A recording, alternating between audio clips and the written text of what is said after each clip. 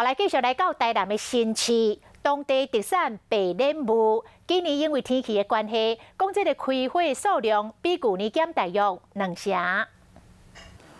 伫台南新市种白莲雾有几十年经验的地名同讲，为开花到采收要经过3个月尾的时间，而且今年受到气候变化的影响，今年花比去年减差不多2成。有若受到咱这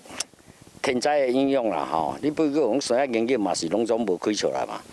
啊莲雾有若有影响，啊较无遐济。较歹花也是伤济花拢爱除掉，安尼发出来莲雾才会大粒搁好食。啊要搁采收，就爱留伫迄3个月，上少爱3个月等会采收一朵花抹出来。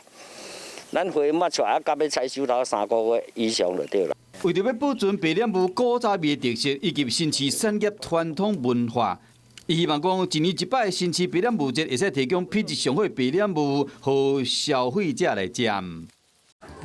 华视新闻看起来，赶快订阅我们的华视新闻 YouTube 频道，欢迎按赞、订阅、开启小铃铛，最新最及时的资讯要提供给你。